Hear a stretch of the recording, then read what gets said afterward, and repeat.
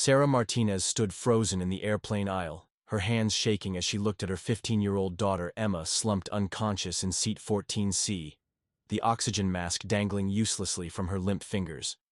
While behind her, dozens of terrified passengers screamed for help as the cabin pressure dropped and the plane shook violently through the storm clouds. In 30 seconds, she would make a choice that would save 200 lives but destroy the most important relationship in her world forever. Because sometimes being a hero means sacrificing the person you love most, and Sarah was about to learn that some choices leave scars that never heal. Let us know in the comments below where you are watching from, and don't forget to subscribe to our channel for more incredible stories that will leave you speechless. But how did Sarah Martinez, a loving mother and experienced flight attendant with 12 years of perfect service, end up in this nightmare situation where she had to choose between her duty and her daughter's life? It all started 3 days earlier, when Emma had begged her mother to let her use the employee travel benefits to visit her grandmother in Chicago.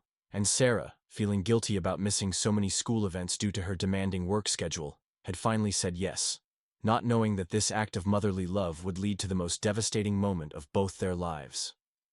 The flight from Denver to Chicago on that rainy Tuesday evening seemed routine at first, with Sarah working her usual shift in the first-class cabin, while Emma sat in economy, reading a book, and listening to music like any normal teenager, both of them excited about the surprise visit to Grandma's house, where Emma would spend her spring break.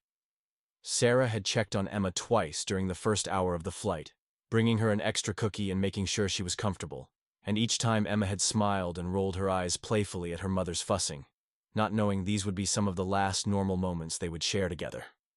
At 7:43 p.m., as the plane flew over the plains of Nebraska, Captain Rodriguez's voice crackled over the intercom with words that would change everything. "Flight attendants, please prepare for emergency descent. We have a cabin pressure failure and are descending immediately to 10,000 feet."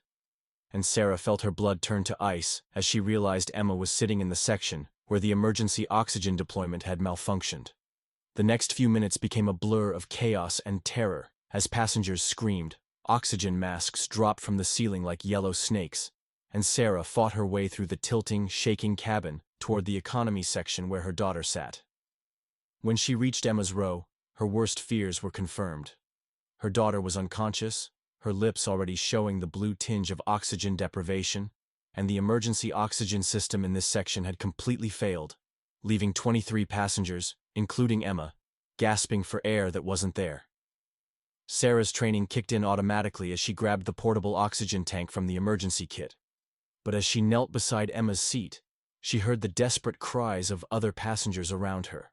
An elderly man clutching his chest, a young mother holding a crying toddler, a college student who had collapsed in the aisle.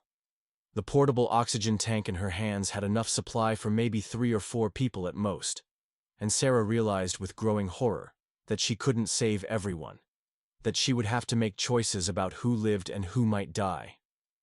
Her hands trembled as she placed the oxygen mask over Emma's face, watching as her daughter's color slowly began to improve. But then she heard Mrs. Chen from seat 14. A whisper weakly, "Please help me, I can't breathe," and saw the terror in the eyes of the young mother in 15B, who was trying to keep her 2-year-old son conscious. Sarah's training manual had been clear about emergency protocols.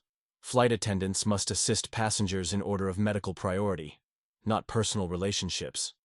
And she could see that several passengers were in worse condition than Emma, who was young and strong and might survive longer without oxygen than the elderly man who was clearly having a heart attack.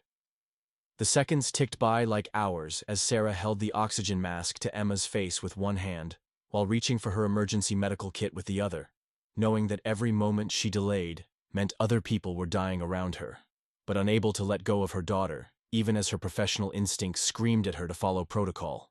Then Emma's eyes fluttered open, and she looked directly at her mother with a clarity that seemed impossible given her condition, and whispered the words that would haunt Sarah forever. "Mom, help them first, you know it's right." And in that moment, Sarah saw not her little girl, but a young woman who understood sacrifice. And she made the choice that would save 23 lives, but break her heart into pieces that would never fully heal again.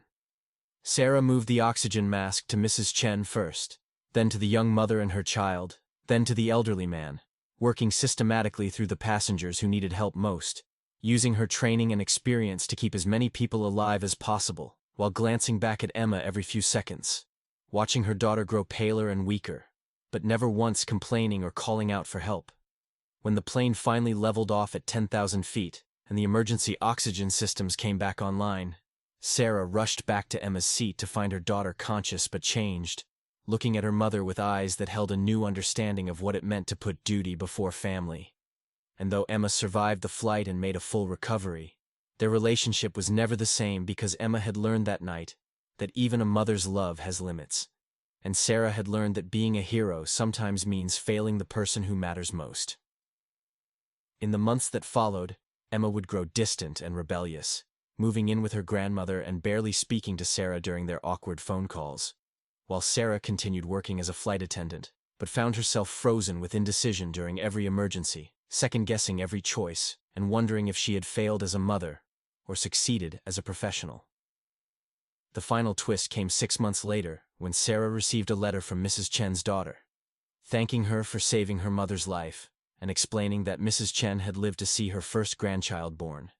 And enclosed with the letter was a photo of a beautiful baby girl named Sarah in honor of the flight attendant, who had made an impossible choice with grace and courage.